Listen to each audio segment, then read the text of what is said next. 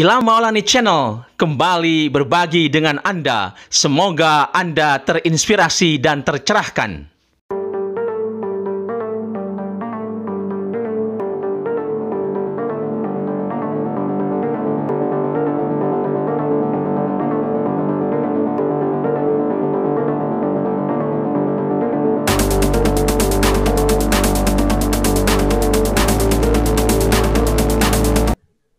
Assalamualaikum warahmatullahi wabarakatuh. Kembali berjumpa dengan saya Ilham Maulani di acara Ngopi, ngobrol penuh inspirasi, ngobrol penuh informasi, ngobrol Pak Ilham. Hari ini Kamis tanggal 17 Desember 2020 kita start atau mulai pukul 20 nanti sampai selesai, kita akan ngobrol atau berbincang-bincang dengan salah seorang penulis, yaitu Bapak Asep Tamam.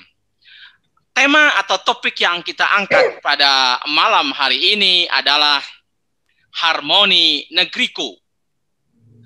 Pemirsa setia Ilham Maulani Channel, di tengah hiruk-pikuk atau kegaduhan yang ada selama ini atau yang terjadi selama ini di negeri kita, negeri tercinta Republik Indonesia, tentu bangsa ini harus diingatkan kembali akan pentingnya harmoni dalam kehidupan. Nah, malam ini kita akan berbicara bagaimana keberlangsungan ataupun harmoni itu dalam kehidupan berbangsa dan bernegara, lalu mengapa pentingnya harmoni ini dalam setiap kehidupan kita, serta apa efek ataupun hikmah apabila bangsa ini menerapkan harmoni dalam kehidupan berbangsa dan bernegara.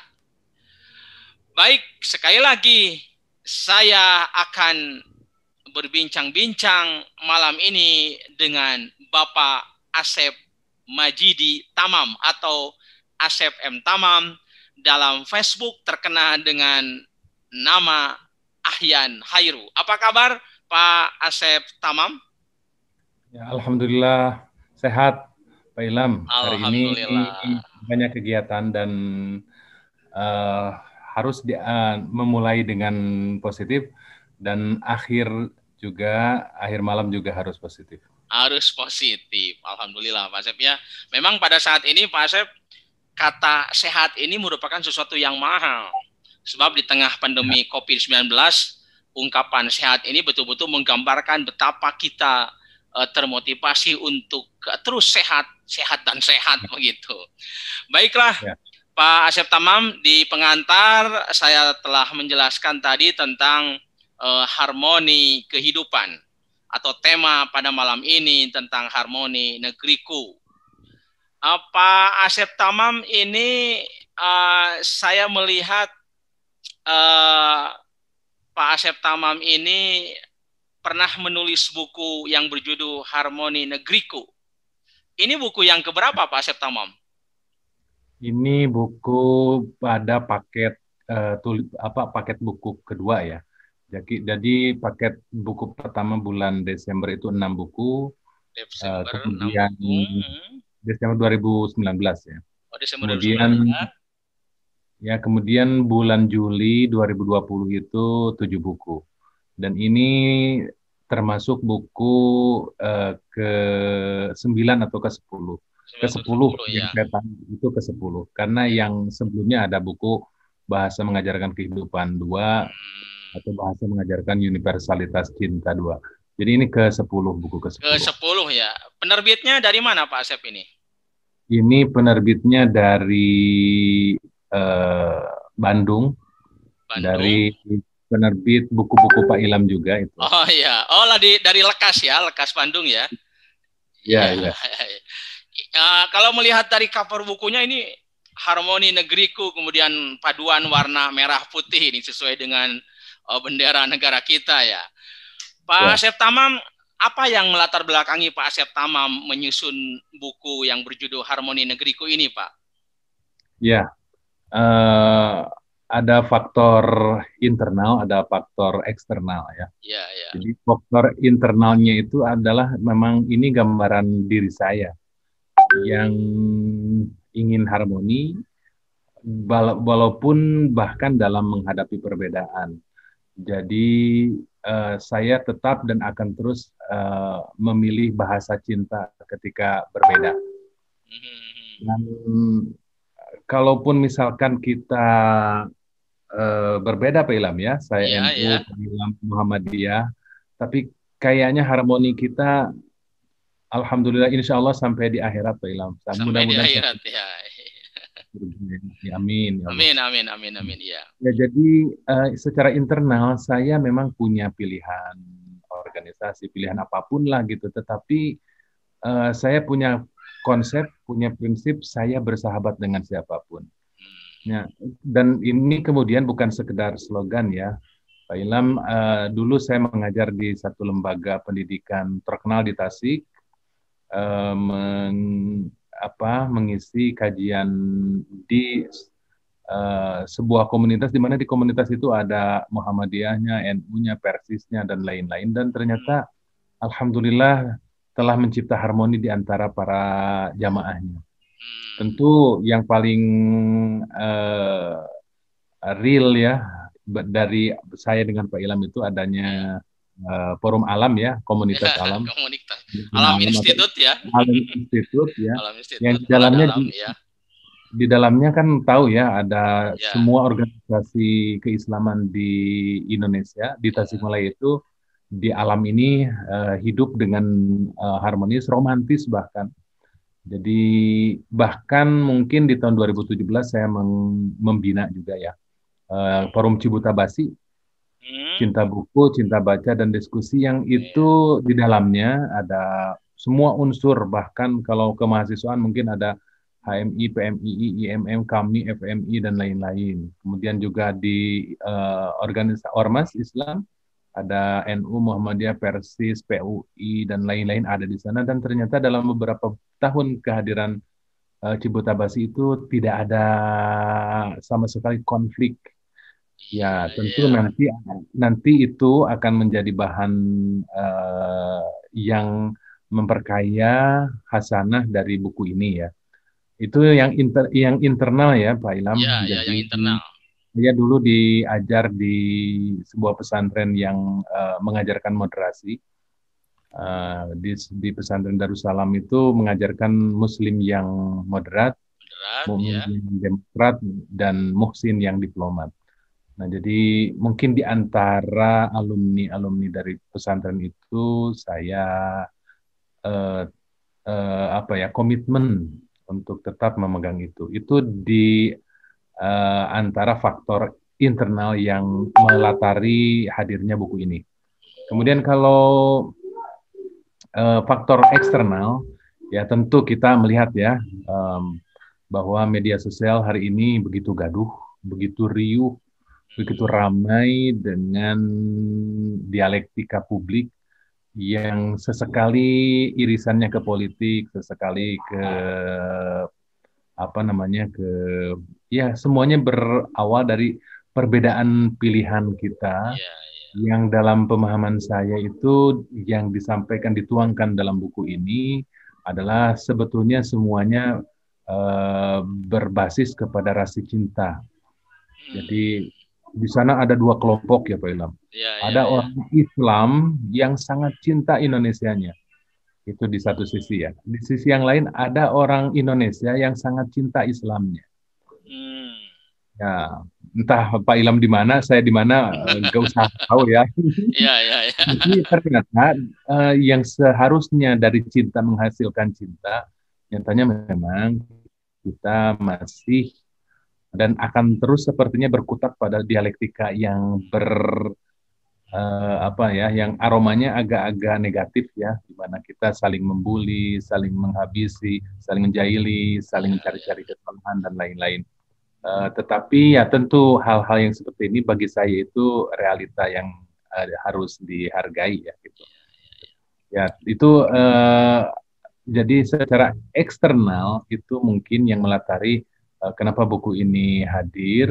Yang diantaranya adalah pesannya bahwa pernah ada orang Tasik yang merasa terpanggil untuk menjadi bagian yang apakah itu pengaruhnya ada pengaruhnya atau tidak, pengaruhnya kecil atau besar, pernah menyampaikan pilihan, pernah menyampaikan gagasan bahwa kita itu secara realitas hidup dengan keragaman yang benar-benar hadir, tetapi ada pilihan di antaranya yaitu kita tetap memilih bahasa cinta ketika berbeda. Berbeda ya. Iya, baik Pak Asep Tamam. Jadi memang seperti yang Bapak katakan tadi, Bapak merupakan pembina berbagai forum ya, berbagai komunitas dengan latar belakang anggota forum atau komunitas itu latar belakang pendidikan yang berbeda, latar belakang ormas yang berbeda, latar belakang profesi yang berbeda, tetapi mereka tetap harmoni, tetap rukun ya, tetap menyatu dalam meskipun mungkin beragam tetapi tetap rukun, damai, damai dalam perbedaan, beda dalam perdamaian, seperti itu ya Pak Asep ya. Intinya adalah bagaimana kita menanamkan rasa cinta dalam harmoni begitu. Ini Pak Asep Tamam di sampul atau cover buku di bawah judul Harmoni Negeriku, ini ada kata-kata penguatan kecenderungan manusia sebagai makhluk pencinta keselarasan dan kedamaian. Nah, itu bagaimana Pak Asep nih? Bisa dijelaskan maksudnya? Ya, jadi buku ini pernah mengalami beberapa pergantian judul sebelum masuk ke penerbit ya. Ya, ya. Nah, jadi pernah judulnya sebetulnya adalah Cinta Islam dan Cinta Indonesia. Ya. Nah, kemudian terlalu panjang dan lain, kemudian akhirnya menjadi Harmoni Negeriku. Lalu ada merah dan ada putih. Lalu kemudian ada tulisan penguatan kecenderungan manusia. Karena memang manusia cenderungnya sebetulnya secara fitrah itu menjadi makhluk yang lebih menyenangi cinta daripada benci, lebih menyenangi keselarasan daripada kesemrawutan, lebih menyenangi kedamaian daripada peperangan. Nah, sebetulnya memang itu adalah jiwa saya. Dan dalam hal ini juga saya sangat menghormati mereka-mereka yang dalam konteks keindonesiaan hari ini juga mungkin berbeda. Tetapi ini adalah sekali lagi bagian dari suara hati saya yang sebetulnya semua orang, sekali lagi tidak ada seorang pun, terutama memang kalau yang Islam ya, kalau yang Muslim, karena Islam sendiri itu memiliki makna bahasa pertama adalah salam yang artinya damai, salam juga yang artinya selamat, artinya saya selamat dari Anda juga selamat dari saya, dan berbagai konotasi-konotasi perdamaian di dalam Islam gitu. Iya, maka ya seperti yang Pak Ilham sering saksikan ya bersama-sama dalam keragaman, dalam perbedaan itu ternyata di buku ini saya banyak melihat tentang harmoni itu, harmoni negeri itu diawali dengan memang konteks keislaman. Konteks keislaman, ya. Lalu kemudian konteks keindonesiaan. Ya, dan mungkin di dalamnya banyak sejarah-sejarah yang mengacu kepada bagaimana Islam itu secara nyata dari zaman Rasulullah sampai hari ini memperjuangkan hidup ini benar-benar selaras gitu. Iya, iya. Baik, itu mungkin sudah mulai menungkik ke isi ya, ke konten buku ini. Saya masih ini Pak Asep. Ini di sampul buku mungkin bisa ditunjukkan Pak Asep. Bukunya mana bisa ditunjukkan? Ini pemirsa Ilham Maulidi Channel. Ini buku yang ke-10 ya, karangan ataupun karya Pak Asep Tamam. Pak Asep Tamam, 210 halaman film. Berapa halaman? 220 halaman. 220 halaman, luar biasa ini. Masih tentang sampo nih, saya ingin menggali tentang sampo. Ini perpaduan warna betul-betul merah putih ini. Ini apa artinya nih Pak Asep nih? Ya, karena memang judulnya Negeriku ya. Maka karena negeriku ini bermerah dan berputih, jadi ya akhirnya ini kemauan sebetulnya pembuat covernya gitu. Covernya ya. Ini mau hijau sebagai Islam atau mau merah atau mau apa gitu. Sepertinya karena ini negeri ya, bukan agama, bukan apa. Nah, merah dan putih. Kemudian ada gambar di sana, ada peta Indonesia. Betul, ada peta Indonesia. Ya, jadi, ini tentang negeriku, tentang Indonesia. Iya. Berarti tidak terlepas dari bagaimana mungkin salah satu tujuan membaca buku ini, salah satunya adalah bagaimana kita bisa meningkatkan rasa cinta terhadap negeri ini ya Pak Asep ya. Negeri kita tercinta. Negeri dan semua elemen yang ada di dalamnya, termasuk diantaranya adalah elemen yang ada itu adalah realitas tentang keberagaman yang ada dalam di negeri Indonesia. Jadi Indonesia ini memiliki teks dan konteks gitu. Nah, jadi secara teksnya, secara konteksnya, saya mencoba untuk melihat bahwa demi untuk kemajuan bersama, kesejahteraan bersama memang dibutuhkan modal bagi negeri ini untuk bisa maju bersama-sama. Ketika misalkan melihat negara-negara maju di luar sana yang sudah tidak lagi memiliki problematika internal di dalam negeri, yang melesat ke depan gitu. Kalau kita kan sekarang ini sedihnya gitu ya Pak Ilham. Sedihnya kita seringkali membunuh waktu-waktu potensial itu hanya untuk hal-hal yang lebih dikendalikan oleh dunia politik. Nah, jadi bagi saya kan pernah ya menghilang dari dunia media sosial itu beberapa tahun bahkan. Itu karena ketika masuk ke dunia ini seakan-akan ini ada perang ya, dalam tanda kutip ya, perangnya walaupun perang opini, tetapi ya ini adalah proses untuk kedewasaan, untuk mendewasakan diri masyarakat di negeri kita. Tetapi nyatanya memang bagi saya sepertinya anak-anak negeri ini sudah terlalu lama untuk membuang waktu, membunuh waktu potensial, waktu produktif hanya untuk memperebutkan sesuatu yang dua-duanya sebetulnya ada dua pihak ya. Dua-duanya ini memiliki argumen yang kuat untuk berada dalam posisinya masing-masing. Ya, jadi secara tidak langsung buku ini mengajak kepada kita untuk fokus dengan garapan masing-masing. Saya di dunia pendidikan, Pak Ilham di dunia pendidikan, fokus di kelas, fokus dengan dunia kita untuk mengajar, mendidik, dan lain-lain. Semua juga sebetulnya untuk lebih majunya negara kita itu sebetulnya bagaimana kita fokus pada diri sendiri, pada garapan sendiri, untuk bisa memajukan dan menyejahterakan diri, menyejahterakan lingkungan, menyejahterakan bangsa lah lebih jauhnya gitu. Iya. Pak Asep berarti menciptakan harmoni di negeri kita ini sebetulnya dimulai dari diri sendiri, kemudian dari keluarga. Kalau berada di dunia pendidikan, dimulai juga digelorakan di dunia pendidikan. Kalau politik juga sama mungkin ya. Di dunia politik tadi, kalau politiknya tidak bermoral, politiknya yang lepas kendali bisa memecah belah bangsa. Dan ini tentu tidak kita harapkan. Jadi politik yang bermoral itu dapat menuntun bangsa ini tidak terpecah belah, tapi justru menyatu, rukun, damai, dan tadi sebagaimana yang buku Pak Asep, yang buku karya Pak Asep, yaitu semuanya tertuju pada harmoni kehidupan sehingga tercipta negeri yang aman, damai, dan sejahtera. Baik Pak Asep Tamam, kita masuk ke konten buku ini nih. Ada berapa bab Pak Asep Tamam nih buku ini? Buku ini terdiri dari 8 bab, 7 bab. 7 bab ya. Tadi dibagi berapa besar, garis besar pembahasan tadi? Ada katanya di awal-awal pembahasan tentang apa nih? Ya, jadi ini 7 bab ya, dan setiap bab memiliki beberapa judul kajian.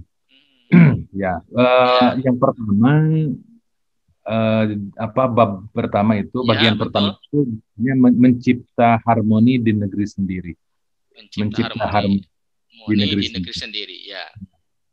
Sebetulnya di balik realita bahwa penduduk negeri ini sekarang ini sedang saling jahil ya, saling usil, saling mencari-cari celah untuk saling menjatuhkan ya. Tetapi kita juga harus bersyukur bahwa itu hanya berkutat di media sosial, Pak. Ya, jadi sepanas apapun di media sosial tidak sampai ada baku hantam lah.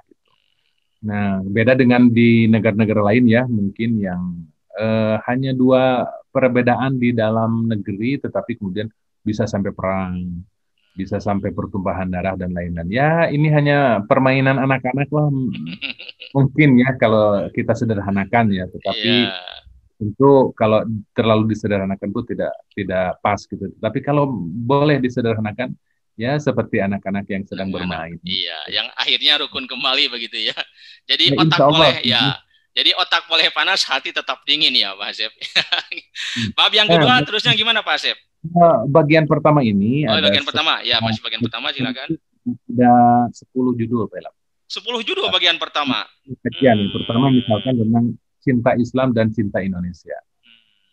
Cinta Islam dan cinta Indonesia itu ya bahwa realitas hari ini saya tidak mau ya mengambil istilah-istilah negatif, pejoratif yang seringkali dialamatkan kepada pihak yang berbeda di Indonesia ini. Tetapi tadi saya sudah berikan kata kunci ya bahwa satu kelompok itu adalah orang-orang Islam yang sangat cinta Indonesianya. Yang kedua kan adalah orang Indonesia yang sangat cinta Islam. Cinta Islamnya ya. Jadi yang orang Indonesia yang sangat cinta, orang Islam yang sangat cinta Indonesianya itu adalah mereka yang memang kaum nasionalis, yang melihat Indonesia itu secara teks dan konteks. Ya, teks itu artinya memang Indonesia memiliki realitas undang-undang dan lain-lain, tetapi juga secara konteks kita melihat banyaknya keragaman yang ada di Indonesia. Konteksnya juga kita memiliki sejarah panjang perjuangan bangsa ini, sampai misalkan kita kemudian menyepakati Pancasila misalnya ya, sebagai nah ini konteks sejarah yang memang dipegang hari ini oleh kaum arus ya mainstream, yaitu orang-orang Islam yang sangat cinta Indonesia. Nah, yang kedua kan orang Indonesia yang sangat cinta Islamnya. Nah, sebetulnya dua-duanya juga berangkat dari cinta. Kenapa harus ada benci gitu? Betul. Betul. Cinta, betul. Berangkat dari cinta ya. Ya. Dan memang saya sempat ya ketika ada ini, ada itu, ada isu-isu baru. Kemudian apa yang saya lakukan adalah bagaimana pada suatu saat saya berada di satu mainstream ya. Saya mencoba mencari alasan-alasan logis, argumen-argumen logis dari ini. Pada saat yang lain, pada saat setelah itu, saya mencoba berada di arus kedua, mencari argumen, alasan penting di balik itu, dan ternyata memang, ya, mesti ada titik temu pada akhirnya di antara dua mainstream ini. Kalaupun misalkan tidak menjadi titik temu, maka kenapa tidak kita berfastabiqul khairat? Nah, pada kenyataannya memang ada realitas yang sulit untuk dihindari hari ini ketika misalkan yang satu maju ke depan, yang satu juga maju ke depan. Itu kan musabakoh ya, istibaq itu. Fastabiqul khairat itu yang satu maju. Nah, sekarang ini justru terganggu oleh ketika misalkan satu mainstream lintas ke sini, satu mainstream lagi lintas ke sini. Akhirnya kan yang ngurus iya gitu. Dan ternyata Ya. ya itu banyak waktu produktif, waktu potensial yang kemudian hilang karena itu. Tapi di sisi lain memang kita juga kalau mau untuk mencari hikmah, mencari rohmah gitu, uh, ada ada ungkapan ikhtilaful ummah rohmah gitu. Rahmatun ya, ya. Rohmah. Ada buku ya Pak Ilham, ada buku Ya, judulnya betul. Rahmatul Ummah fi Ikhtilafil A'immah. Hmm. Jadi rahmat bagi umat dalam perbedaan para pemimpin. Nah, sebetulnya hikmahnya itu apa? Hikmahnya itu, rahmatnya itu ketika kita mau untuk melihat sisi positifnya, misalkan begini. Bagi saya, alhamdulillah ya Pak Ilham. Jadi Mhm. ada kasus baru, ada isu baru misalkan. Saya mencoba membaca sedalamnya tentang argumen logis ya, dan juga data-data dari yang ini, dan kemudian mencoba ke pihak yang lain mencari argumen-argumen logis ya dari pihak kedua, dan ternyata dua-duanya menang, dua-duanya dapat Menang gitu. ya, ya, ya. Hanya ketika di Facebook misalkan Pak Ilham ya, Pak Ilham juga Hmm. sama. Gitu. Ya. Ketika saya juga ingin bersuara, saya juga ingin menyuarakan itu, tetapi nyatanya jiwa saya tidak memberikan itu. Akhirnya yang ditulis tentang Mike Tyson, yang ditulis, yang ditulis tentang apa? Tentang Lebaran 150 hari lagi misalkan. Ya, ya, ya. Kengkol dibelokkan ke arah sana. Dibelokkan, iya, iya.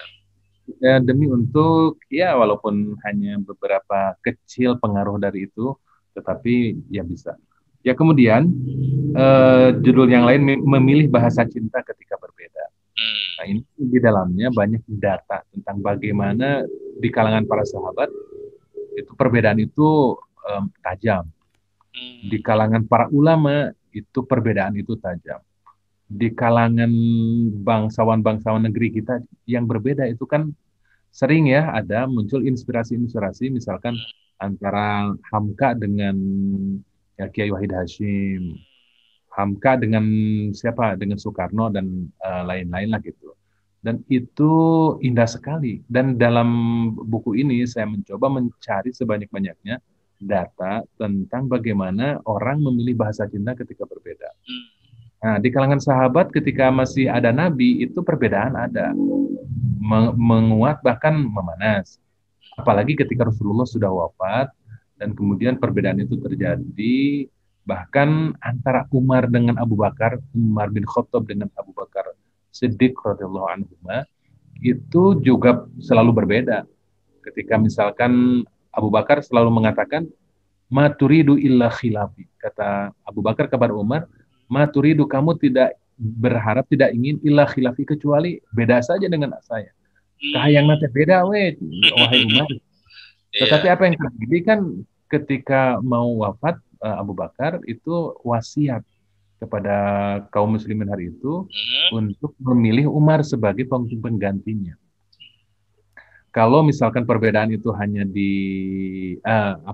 perbedaan di kepala itu sampai ke hati, sepertinya apa yang diwasiatkan oleh Abu Bakar itu kan sokwe sahawai yang penting ulah Umar misalkan. Ya, betul. Tapi tidak demikian kan ya, Abu Bakar Ya, ya. jadi Hmm. konsep dari para ulama itu al-ikhtilafu fir ra'yi la yufsidu lil wudi qadiyatan. Jadi perbedaan isi kepala itu jangan sampai mengubah isi hati.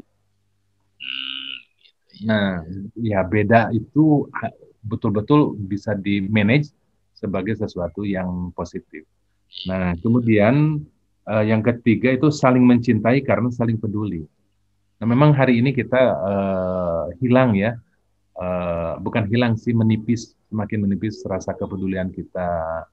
Ya, seringkali kita melihat sesuatu itu, kesimpulan dari segala sesuatu yang terjadi di Indonesia misalkan, itu seringkali kita mengambil kesimpulan itu berlandaskan kepada pilihan politik. Kan itu menjadi subjektif ya. Iya, iya, iya. Apapun juga misalkan, ya ini ada kejadian ini, maka Hmm. saya misalkan mencoba untuk berada di garis ini sesuai dengan pilihan politik saya. Pada akhirnya politik menjadi panglima sih sebetulnya ketika melihat hari ini terjadi perbedaan-perbedaan itu. Maka ya sebetulnya maka tulisan saya kan buku saya Pak Ilham Ya. politik tak seserius itu ya. Oh, ada ya Ya. buku politik tak seserius itu. Nah, sebetulnya tidak harus seserius itu sih Betul. gitu ya. Ya, kemudian Ya. judul semua merindukan kedamaian. Ya, kemudian menjaga ukhuwah Islamiyah. Ada judul menjaga ukhuwah Menjaga Islamiyah otonomi itu. ya, ya. Ini sangat penting ini. Ya, dan ini adalah sebetulnya buku ini adalah fiqhul ukhuwah, fikih tentang ukhuwah. Fikih ukhuwah ya. Ini buku ukhuwah. Jadi fikih ukhuwah ini di dalam ini saya mencoba mencari tafsiran dari ayat-ayat yang berhubungan dengan persatuan lah, seperti wa'tasimu bihablillahi jami'a wa la tafarraqu dan seperti itu. Nah, saya juga Pak Ilham kebetulan sangat suka dengan buku-buku yang berhubungan dengan perbedaan.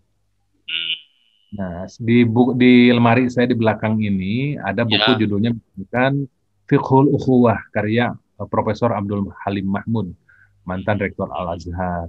Terus juga ada buku judulnya itu Adabul Ikhtilaf fil Islam karya Syekh Jabir Toha Fayyad Al-Alwani namanya itu. Jadi ini bagaimana adab dalam berbeda pendapat itu. Dalamnya itu benar-benar dari zaman Nabi sampai Indonesia Islam di sejarah terakhir hari ininya gitu. Bagaimana perbedaan itu di manage sehingga menghadapi perbedaan itu kita memiliki adab, memiliki etika. Ya, saya sebutkan misalkan contoh bahwa di antara Umar bin Khattab dengan Abdullah bin Mas'ud misalkan itu terjadi perbedaan pendapat itu lebih dari 100 masalah. 100 masalah ya mereka berbeda pendapat ya. Itu ada di kitab I'lamul Muqni'in karya Ibnu Qayyim Al-Jauziyah.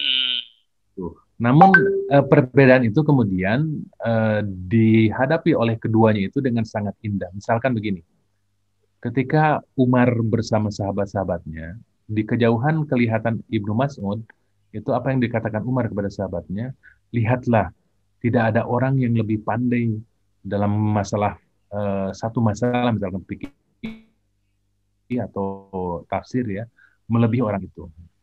Itu kata Umar gitu. Kalau kita kan beda ya, tuh sih itu seterusnya yang negatif. Dan ketika Ibnu Mas'ud bersama dengan sahabat-sahabatnya, kemudian dari kejauhan terlihat ada Umar bin Khattab, maka dia Abdullah bin Mas'ud kepada sahabat-sahabatnya mengatakan, lihatlah orang itu. Tidak ada seorang pun yang lebih aku hormati setelah Rasulullah melebihi dari dia. Jadi perbedaan yang lebih dari 100 masalah itu kemudian tidak disikapi dengan kemudian mencari-cari kesalahan dan ya akhirnya menjadi negatif. Nah ini menjaga ukhuwah Islamnya di dalam itu sampai ke tahap-tahap misalkan saya sering membaca ya tentang persahabatan Hamka dengan Wahid Hashim ya. Wahid Hashim, kayak Wahid Hashim ya. Ketika menjadi delegasi di Indonesia, ketika sholat subuh, Hamka yang menjadi imam, Hamka kunut. Padahal biasanya tidak kan gitu. Ya. Kemudian ketika esoknya Kiai Wahid Hashim yang menjadi imam, Kiai Haji Wahid Hashim tidak kunut misalkan karena Hamka tidak misalkan. Nah seperti itu adab berbeda pendapat itu luar biasa bagi mereka-mereka yang mengerti sih. Betul. Ini masalahnya kan yang belum mengerti ini. Yang belum mengerti ini yang kadang-kadang menjadi sumber masalah terpecah belah ya Pak Asep ya. Saya percaya dengan satu ungkapan Arab ya, Film. Apa nih ungkapan Arabnya nih Pak Asep? Ya, nisful ilmi adharru minal jahli. Jadi setengah tahu itu lebih bahaya daripada bodoh. Artinya gimana nih? Setengah tahu lebih berbahaya daripada bodoh nih gimana nih Pak Asep? Mengetahui setengahnya itu lebih bahaya daripada bodoh. Sebab biasanya orang yang tahu lebih memilih diam, lebih memilih film, lebih memilih untuk tidak bermasalah dengan orang lain. Ya, Atau ya kalau yang bodoh sekalian gitu diam karena tidak tahu. ya tahu ya. Biasanya memang ramainya eh, dialektika publik hari ini di Indonesia lebih banyak diramaikan oleh mereka yang setengah tahu. Setengah tahu ya. Baik, Ya. Pak Asep Tamam, kita lanjut ke ini Pak Asep Tamam. Di bab terakhir tentang apa nih buku ini nih? Di Oh bab ya, terakhir dan judul terakhir tentang apa nih? ini bagian pertamanya kan tadi mencipta harmoni di negeri Iya, sendiri, yang mencipta ini tentang pikul. Bagian kedua tentang harmoni dengan diri sendiri. harmoni dengan diri sendiri. Ya, ya. Kita sulit untuk harmoni dengan orang lain kalau memang kita tidak harmonis dengan diri sendiri. Harus ibda binafsik ya. Iya. Ya. Dan kemudian juga yang ketiga, bagian ketiga itu harmoni kehidupan sosial. Iya, iya. Nah, ya jadi di sini ada bagaimana kita hidup dengan orang lain, itu bagaimana kita mencoba menciptakan harmoni dengan orang lain. Dan ini bersumber ya umumnya ini materi ini dari ajaran-ajaran agama. Ajaran-ajaran agama luar biasa, terutama memang dari sifat-sifat Allah juga yang kebanyakan memang konotasinya lembut, Ar-Rahman, Ar-Rahim, dan seterusnya ya gitu. Kemudian yang bagian keempat itu fenomena anomalis kehidupan. Ada anomali-anomali kehidupan. Seperti hari ini sebetulnya kita ujug-ujug. Apapun ada isu baru, ujug-ujug rame. Ujug-ujug. Dan bagi saya memang ini seringkali ini realitas yang tidak diada-ada, memang betul-betul ada. Tetapi juga kadang-kadang itu anomalis. Selanjutnya bagian kelima itu harmoni dengan mindset kita. Dengan kalau tadi pola pikir kita ya. Dengan pola pikir kita ya. Iya betul. Satu saja misalkan judul di bawahnya itu melawan realitas yang salah. Kan betapa terhidangnya ya, terhamparnya realitas yang salah. Nah, bagaimana kita melawan realitas itu? Atau begini, ada judul pahit tapi harum atau manis tapi bau. Itu apa nih? Bagus nih. Penasaran nih, pahit tapi harum, manis tapi bau. Ini gambaran tentang apa nih, Pak Asep? Kita seringkali hidup ingin kita pahit tapi harum dulu ya. Iya. Banyak ulama dari dulu sampai hari ini yang kehidupannya pahit gitu. Orang lain jalan kemana kan para ulama mah ngajar, tidak kebagian naon gitu. Lalu kemudian kehidupannya biasa-biasa saja. Terutama juga para guru honorer gitu. Terutama kalau guru PNS lumayan lah Pak Ilham ya. Tapi kalau guru honorer kan disyukuri hidupnya pahit. Mereka harum, mereka dan lain. Mereka harum gitu. Dalam dunia politik misalkan ya, mereka yang tidak kebagian apa-apa, mereka tidak tercatat apa-apa. Mereka harum-harum saja gitu. Tapi ada juga orang yang berpikir yang penting hidup manis gitu, walaupun bau. Ya, walaupun dengan cara yang tidak halal ya. Jadi mereka manis, mereka bisa bersenang-senang, mereka punya fasilitas apa-apa, tetapi mereka mereka bau gitu. Mereka diobrolkan di kalangan masyarakat lain itu secara tidak bagus, tidak baik misalkan. Kemudian yang keenam, harmoni dengan dunia pendidikan. Saya mencoba di sini bagaimana dunia pendidikan itu sejatinya seperti apa. Saya pernah ngobrol dengan Pak Ilham bagaimana ternyata kalau mau kaya raya itu bukan di dunia ini. Bukan dunia pendidikan lah gitu. Tetapi kalau kayak secara materi mungkin ya. Tetapi di dalam dunia pendidikan itu bukan sekedar bahagia yang didapati oleh para guru. Betul. Tetapi juga ada harmoni di mana kehidupan itu biasanya kehidupan sosial itu harus selalu diawali oleh bagaimana perjuangan para guru untuk menciptakan murid-muridnya yang seperti apa kan, karena semua profesi itu kan dihasilkan oleh guru. Semua profesi apapun itu dicipta oleh guru. Iya, Ya, berarti betapa menurut saya berjasanya para ada, guru. ya, ya. Selanjutnya belajar dari siapa saja. Itu apa yang bagian 7 itu belajar dari siapa saja. Jadi ya kita hidup kemudian harus menjadi pembelajar dan ini akan membuat kita menjadi guru. Untuk bisa menjadi guru yang baik itu kita harus menjadi pembelajar Belajar yang yang baik. baik ya. Nah, apa langsung atau tidak langsung ya apa internal tadi saya sampaikan itu membuka ruang bagi bagian dari kehidupan saya, kehidupan Pak Ilham juga yang mungkin ya saya ketika di fase itu harusnya karena buku ini, karena juga faktor internal, eksternal tadi ya, akhirnya saya menjadi seperti ini Pak Ilham. Jadi mungkin ya menjadi kurang sobat ya, kurang sahabat gitu. Atau mungkin sahabatnya dari berbagai kalangan. Iya, iya, iya. Atau karena Ya, ada ini Pak Asep ya, kalau ingat tadi ungkapan Pak Asep. Jadi guru itu memang di dunia pendidikan kalau ingin kaya materi memang sulit ya Pak Asep. Tetapi tentu guru itu bahagia karena kaya hati ya, membahagiakan ya, anak, merubah anak. Seperti ada hadis kan Pak Asep ya. Laisal ghina an kasratil arad walakinal gina nafs kan begitu ya. Jadi ya, bukanlah ya. yang kaya itu bukanlah kaya harta tetapi kaya hati begitu. Ya, saya ada Ya. 3 judul bahkan di dalam bagian itu ya tentang dunia pendidikan. Nah, apa Ada nih? judul Ya. kebahagiaan hakiki pencinta ilmu. Terus kebahagiaan Alhamdulillah. hakiki pencinta ilmu 2 itu ada 2 bagian. Bagian Kemudian ya. ada puncak cinta ilmu.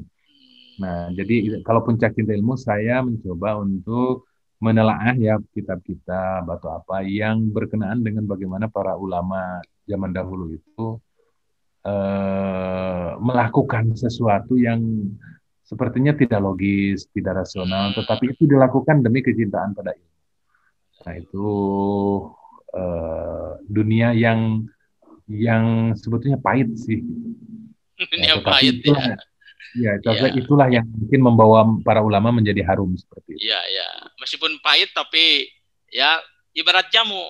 Awalnya pahit tapi menyehatkan begitu ya. Mungkin para ulama, mungkin kita juga awalnya prihatin, pahit tapi insya Allah di balik kepahitan itu akhirnya ada endingnya adalah kebahagiaan mungkin Pak Asep ya. Tapi ada pilihan yang lebih baik, Bella. Apa nih pilihannya nih? Ya, manis tapi harum. Manis tapi harum. Jelas itu pilihan yang lebih baik. Tapi kadang-kadang orang jarang ya Pak Asep ya. Artinya memang kesuksesan atau kebahagiaan seseorang itu ditentukan oleh perjuangan yang luar biasa. Ada kepahitan di sana, ada keprihatinan begitu. Ya seperti saya dengar dari cerita Pak Asep juga ketika kuliah ya dulu ketika masa-masa SMA, kuliah, pesantren itu banyak kepahitan-kepahitan yang akhirnya sekarang juga dari kepahitan itu kita dapat ya Allah menakdirkan kita kebahagiaan atau minimal kita lah merasa bahagia bisa berbagi dengan orang lain dan lain sebagainya. Pak Asep kalau saya atau kalaupun kita tidak merasa bahagia ya orang lain menganggap kita bahagia itu itu sudah merupakan sebuah kebahagiaan ya. Oh, kita punya masalah gitu, tetapi ketika kita perlihatkan kepada orang lain itu adalah hal-hal yang positif, bahwa kita itu bahagia, kenapa tidak gitu?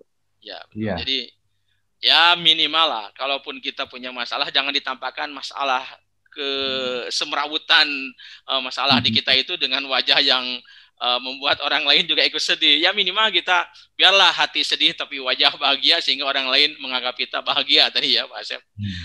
Pak Asep tadi saya melihat di buku ini berarti ada semacam 4 kata kunci ya. Ada kata cinta, damai, berbeda dan bersaudara gitu Pak Asep ya. Bisa ya dapat dikatakan ya mungkin 4 kata kunci yang ada dalam buku itu yang saya tangkap begitu, bahwa betapa kita diberikan cinta oleh Allah, rasa cinta oleh Allah, kemudian diberikan keberagaman atau berbeda, lalu meskipun kita berbeda, kita tetap bersaudara dan damai gitu, Pak Asep.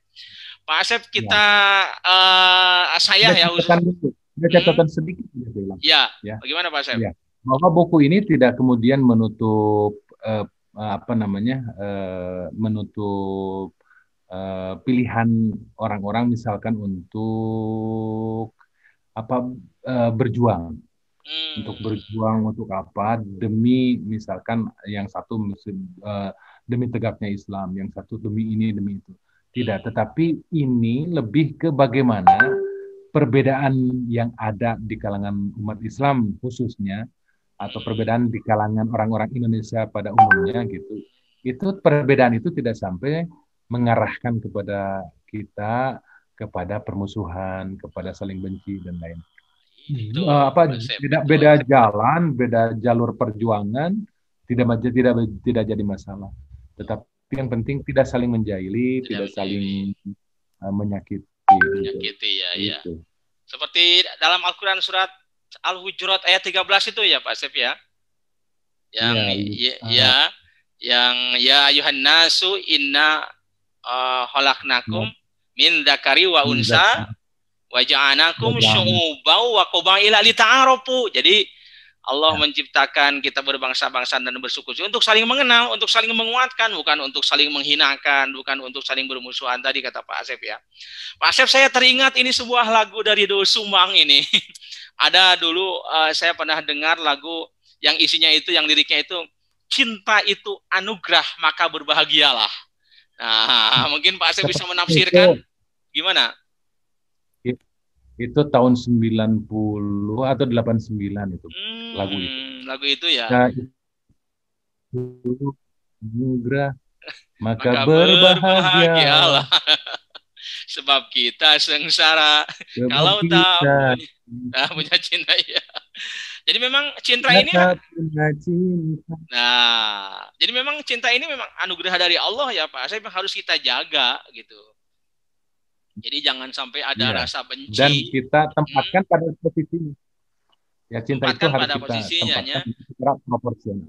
Ya, proporsional dan proporsional. Ya, baik. Pak Asep Tamam, ini sudah hampir 1 jam ya kita berbincang-bincang. Kita membedah buku ini, membedah buku Pak Asep yang ke-10 yang menurut saya ini buku yang luar biasa ini, Harmoni Negeriku. Sekali lagi, buku yang bukan hanya tekstual tapi kontekstual dengan kondisi negeri kita saat sekarang ini begitu Pak Asep. Pak Asep, sebelum kita akhiri ngobrol ini, ada closing statement, silahkan. Ya, pertama terima kasih ya Pak Ilham telah membuka room ngobrol lah ya. Zoom meeting ya. Ini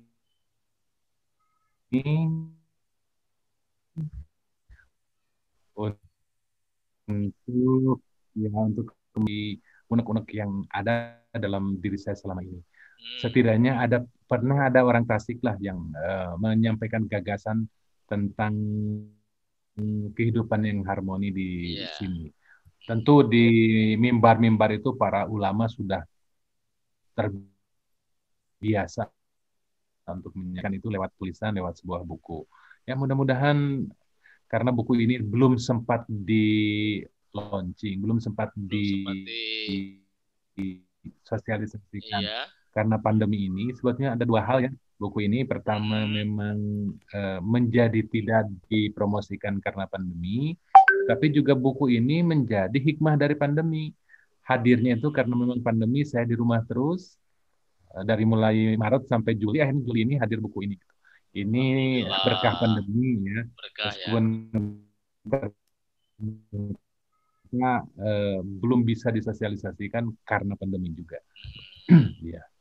Ya, terima kasih Pak Ilham. Ya, begitu Pak Asep ya. Ya, jadi karena buku ini lahir ketika pandemi bulan Juli ya Pak Asep ya.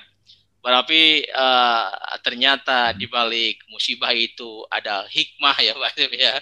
Jadi Pak Asep bisa fokus menyusun atau penulis naskah buku ini dan bisa diterbitkan. Pak Asep Tamam dan pemirsa Ilhamul ini channel yang berbahagia dan dimuliakan Allah Subhanahu wa taala.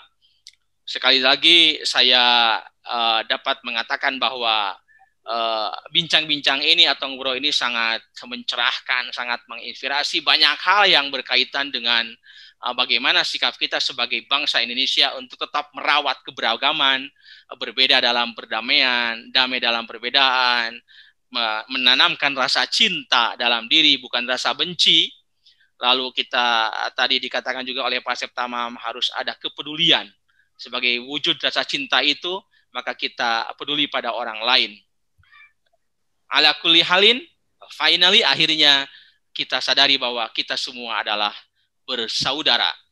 Maka konsep yang lebih tepat mungkin Pak Asep ya, Islam rahmatan lil alamin ini sangat cocok juga ya Pak Asep ya, dikonsepkan dalam kaitannya dengan buku ini. Pak Asep Tamam, terima kasih atas bincang-bincang malam ini.